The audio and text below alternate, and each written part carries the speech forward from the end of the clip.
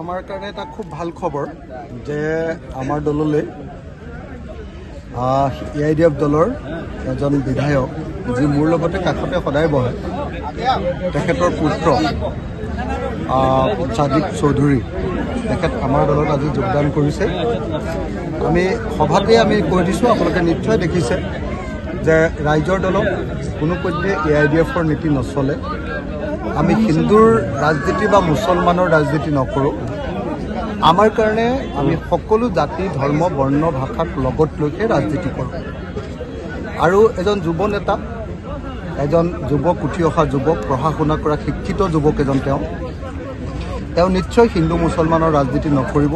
আৰু যদি কৰিলেহেঁতেনতো তেওঁ এআইডিএফলৈকে গ'লহেঁতেন। তো যিহেতু তেওঁ হিন্দু মুছলমানৰ ৰাজনীতি নকৰোঁ বুলি ভাবিছে, গতিকে ৰাইজৰ দললৈ আহিছে। মই আশা কৰিম যে তেখেতে আমাৰ দলত খুব ভালকৈ কাম কৰিব আৰু ভৱিষ্যত নিশ্চয় তেখেতক খুব ভাল হ'ব। মই আশা কৰিম, মই আশীৰ্বাদ দিম যে তেওঁ আমাৰ দলত ভালকৈ কাম কৰিব আৰু তেওঁ আমাৰ দলত ভৱিষ্যতে এজন ডাঙৰ লিডাৰ হ'ব পাৰিব। মই এই আশা প্ৰকাশ কৰিছোঁ। দেখা গৈছে যে বদৰুদ্দিন আজমলে যিহেতু মাইনৰিটিক লৈ ৰাজনীতি কৰিছিলে, আজিৰ দিনত লোকসভা ইলেকশ্যনৰ পিছত এআইডিএফৰ অস্তিত্ব নাই অসমত। সেই মাইনৰিটিক যি ৰাজনীতি এতিয়া আপুনি কৰি আছে নেকি?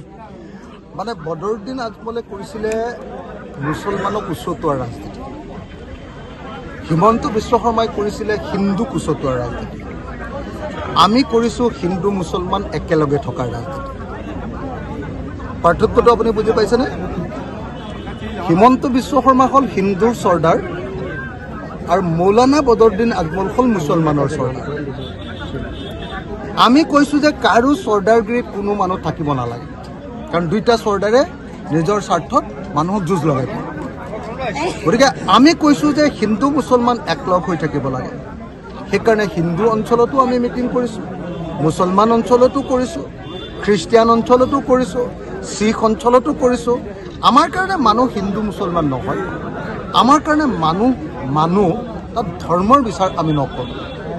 গতিকে 2026 চনত যাতে এই দুইজন হিন্দুৰ চৰ্দাৰ হিমন্ত বিশ্ব শৰ্মা আৰু মুছলমানৰ চৰ্দাৰ বদৰুদ্দিন আজমলক যাতে 2026 চনত আমি বৰাক আৰু ব্ৰহ্মপুত্ৰ নদীত দলিয়াই বাংলাদেশলৈ যাতে পঠিয়াই দিব পাৰোঁ। আৰু এই দুইটা সাম্প্ৰদায়িক দলক যাতে নাইকিয়া কৰি আমি এখন ঐক্যৰ, শান্তিৰ, সম্প্ৰীতিৰ যাতে এখন অসম তৈয়াৰ কৰিব পাৰোঁ।